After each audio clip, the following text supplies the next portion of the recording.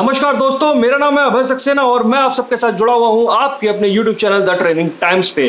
तो आज हम लोग बात करने वाले एक बहुत ही इंपॉर्टेंट टॉपिक पे, और वो टॉपिक है कि होटल इंडस्ट्री के अंदर आपको सुपरवाइजर बनने के लिए कौन से 7 प्रिंसिपल के ऊपर काम करना है, कौन सी 7 स्किल्स के ऊपर काम करना है, कौन से 7 ऐसे पैरामीटर हैं जो आपको सुपरवाइजर बनने के लिए बहुत ही जरूरी हैं, कंपलसरी है। आपको वो सातों के सातों पैरामीटर, वो सातों के सातों प्रिंसिपल, वो सातों के सातों पॉइंट आज मैं इस वीडियो में बताने जा रहा हूं। आप लोगों से सबसे पहले मेरी रिक्वेस्ट है कि इस वीडियो को शुरू करने से पहले चैनल को सब्सक्राइब करिए। यहां पर आपको मिलते हैं बहुत सारे ऐसे इंफॉर्मेटिव हेल्पफुल टॉपिक जिन पर हम लोग डिस्कशन करते हैं, जिन पर हम लोग बहुत ही process oriented, SOP oriented discussion करते हैं। हॉस्पिटैलिटी इंडस्ट्री से जुड़े हुए, आपकी ग्रोथ से जुड़े हुए, आपके मन में जो क्वेश्चंस हैं, आपके मन में जो शंकाएं हैं, आपके मन में जो डर है, उसको दूर करने की कोशिश की जाती है। आपका कॉन्फिडेंस बढ़ाने की कोशिश की जाती है, आपको मोटिवेट करने की कोशिश की जाती है, जिससे कि आप अपने जॉब्स में, अपने पैरामीटर्स में, अपने करियर में आगे बहुत ही अच्छी तरीके से ग्रो कर सके। तो मेरा रिक्वेस्ट है, फटाफट से चैनल को कर दीजिए सब्सक्राइब। बढ़ते हैं 7 पैरामीटर में से पहले पैरामीटर की तरफ। तो सबसे पहला पैरामीटर है दोस्तों आपका बेसिक एक्सपीरियंस। बात यहां पे सिर्फ एक डिपार्टमेंट के सुपरवाइजर की नहीं हो रही है, यहां पर बात हो रही है किसी भी डिपार्टमेंट के सुपरवाइजर की। लाइक एग्जांपल ले लेते हैं हम F&B service, F&B production, front office, या हाउसकीपिंग डिपार्टमेंट, या सेल्स डिपार्टमेंट्स, या ट्रेनिंग डिपार्टमेंट्स, या आपका कोई और ऐसा डिपार्टमेंट जो कि होटल इंडस्ट्री के अंदर या हॉस्पिटैलिटी इंडस्ट्री के अंदर काम करता है, एयरपोर्ट पे काम करता है, किसी भी बैंक में हॉस्पिटैलिटी के लिए काम करता है, किसी भी रेलवे स्टेशन पे काम करता है, किसी भी IRCTC में काम करता है, कहीं पे भी जहां पे रिजॉर्ट बना हुआ है, क्रूज है, शिप्स है, कैसीनो है, कोई भी ऐसी जगह जहां पे हॉस्पिटैलिटी वर्क ऑन करती है, जहां पे हॉस्पिटैलिटी का काम होता है, वहां पे आपको सुपरवाइजर कैसे बनना है, उस पे हम लोग आज एक डीप डाउन डिस्कशन करने वाले हैं।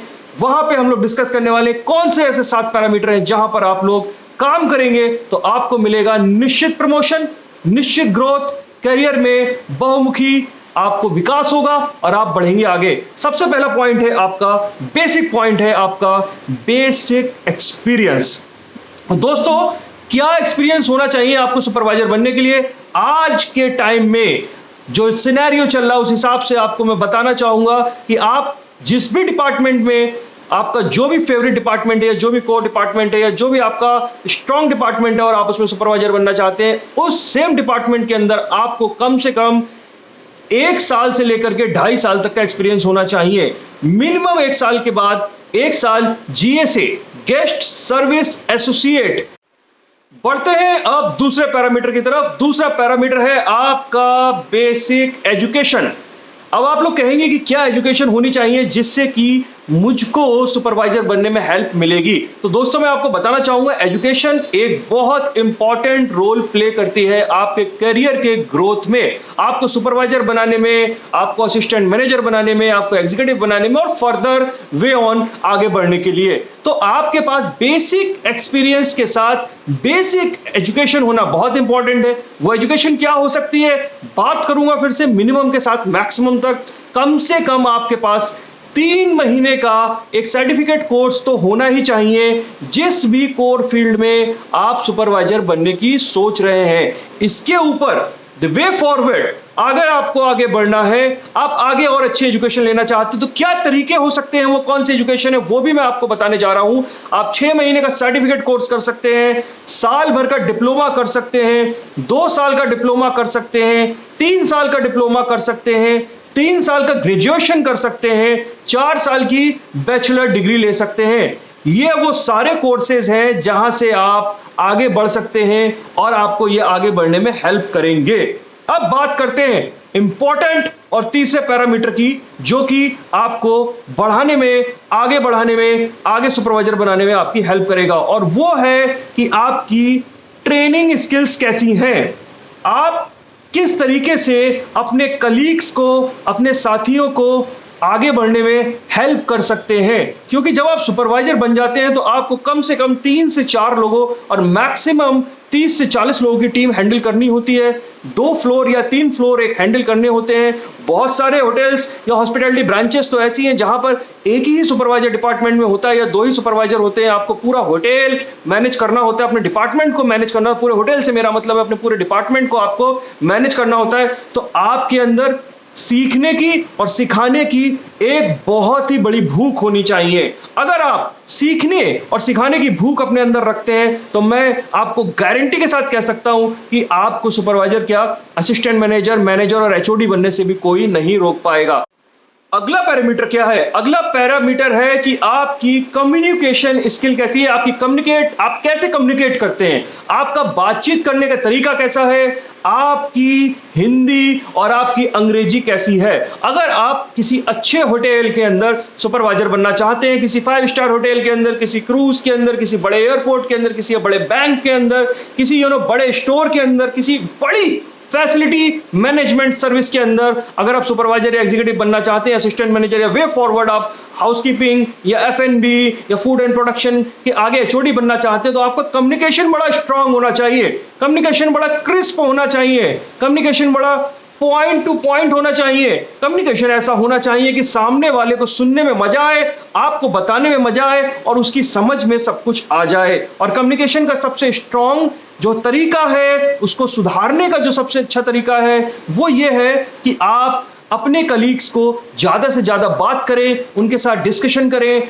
ट्रेनिंग्स दें, अपने आप को तैयार करें। जब आप कभी अकेले हो तो अपने आप से बात करें, अपने ऊपर थोड़ा वर्क ऑन करें, शीशे के सामने खड़े हो, अपना इंट्रोडक्शन तैयार करें, कुछ छोटी छोटी ट्रेनिंग टॉपिक्स पे बात करें। मैं आपको गारंटी देता हूं अगर आप ये तरीका अपनाएंगे तो आप कम्युनिकेशन में भी परफेक्ट हो जाएंगे। इसके बाद जो अगला सबसे इंपॉर्टेंट पैरामीटर है, जो प्रिंसिपल है, वो है आपकी जॉब नॉलेज। तो जॉब नॉलेज क्या होता है दोस्तों? मैं आपको बताना चाहूंगा कि आपकी जो जॉब नॉलेज है वो सबसे इंपॉर्टेंट रोल प्ले करती है आपको किसी भी तरीके के एक स्टेप से दूसरे स्टेप के प्रमोशन में जाने के लिए।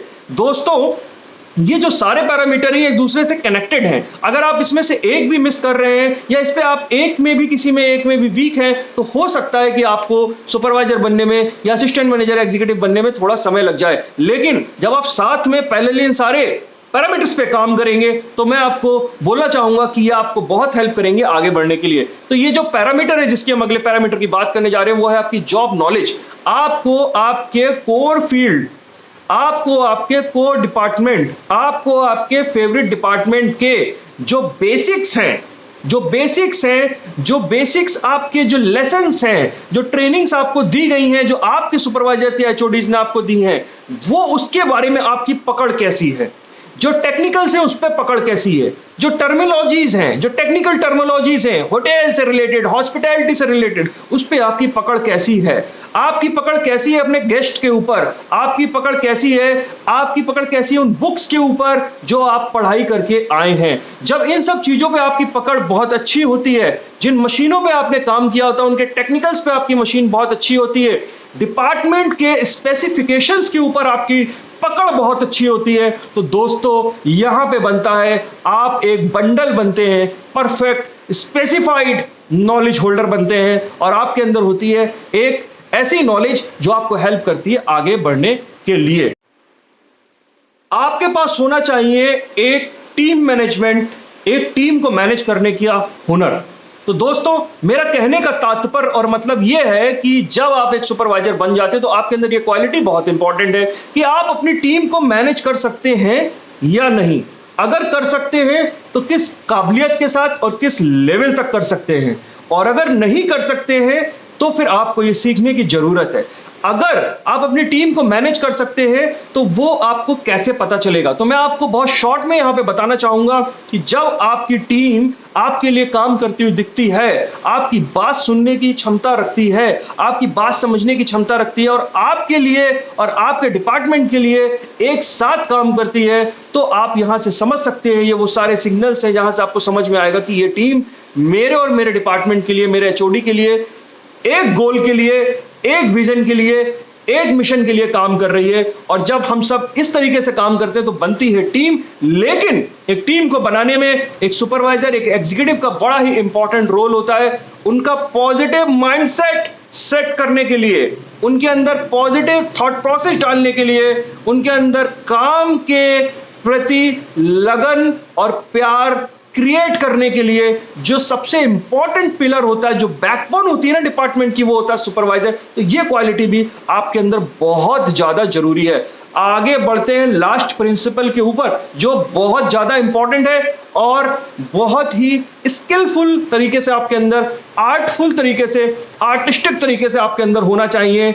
ये अपने आप में एक आर्ट है। मेरी एक वीडियो इस पे बनी हुई है, आप वहां जाकर के थोड़ा डीप में इसको समझ सकते हैं। यहां पे बात करेंगे शॉर्ट में। ये है कॉन्फ्लिक्ट मैनेजमेंट, ये है वाद विवाद को सुलझाने की आपकी क्षमता। तो दोस्तों मैं आपको बताना चाहूंगा कि जब कोई विवाद हो जाता है, चाहे वो इंटर डिपार्टमेंट हो या इंटरनल डिपार्टमेंट हो या कस्टमर के साथ हो या कहीं और हो, आप उसको कितनी जल्दी, कितनी सक्षमता के साथ, कितने व्यवहारिक तरीके से सुलझा सकते हैं, कितनी जल्दी खत्म कर सकते हैं, ये इस तरीके की आर्ट होना आपके अंदर बहुत इंपॉर्टेंट है। तो आई होप कि आप जो है ये सारे पॉइंट समझ गए होंगे। मैं आप लोगों से रिक्वेस्ट करना चाहूंगा कि इसके अलावा अगर आपको इस टॉपिक से कोई भी रिलेटेड क्वेश्चन है या डाउट है तो आप जुड़ सकते हैं मेरे इंस्टाग्राम अकाउंट पे, जो है द ट्रेनिंग टाइम्स के नाम पे। वहां पे हम लोग बात कर सकते हैं।